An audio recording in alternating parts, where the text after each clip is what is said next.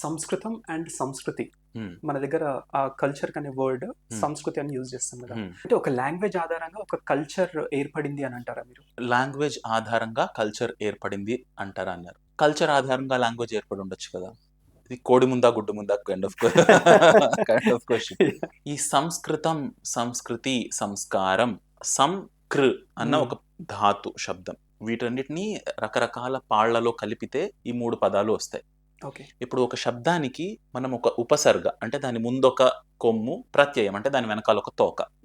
ఇవి జోడిస్తే ఒక పదం తయారవుతుంది. కరెక్ట్. ఇప్పుడు ఫర్ ఎగ్జాంపుల్ మీరు సంస్కృతం, ఇప్పుడు కార్యం, కారణం, కృతం, కర్మ, ఇంకా కరణం ఇలాంటి వాటన్నిటికీ కృ అన్నది ధాతు. దానిలో ఉన్న ఒక మూల శబ్దం. ఇప్పుడు ఆ కృ నుండి కార్యం ఎలా తయారైంది, కర్తవ్యం ఎలా తయారైంది, కారణం ఎలా తయారైంది, కృతం ఎలా తయారైంది అన్నది వ్యాకరణం.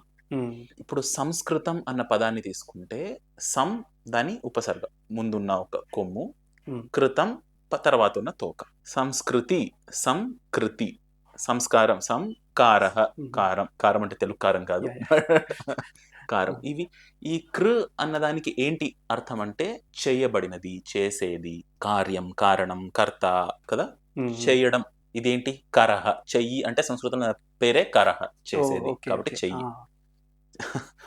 సో సం అన్న ఆ ముందున్న కొమ్ము, ఆ ఉపసర్గకి అర్థం ఏంటి అంటే బాగా, ఒక సమన్. ఇప్పుడు సం అన్నది ముందు ఎక్కడ తగిలిచ్చినా దానికి ఒక అందమైనది, మంచిది అన్న ఒక సంసిద్ధత, సంయమనం, సంయోగం, సంస్కారం, సంబంధం, మంచి వాటన్నిటికీ సం అనేది ముందు ఒక ఉపసర్గ కొమ్ములాగా ఉంటుంది.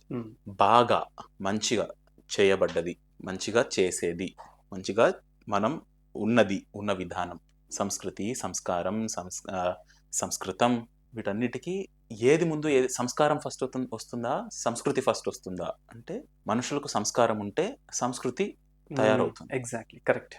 చుట్టూ సంస్కృతి ఉంటే తర్వాత పుట్టే వాళ్ళకి సంస్కారాలు ఉంటాయి, వాళ్ళు మాట్లాడుకునే భాష సంస్కృతం అవుతుంది.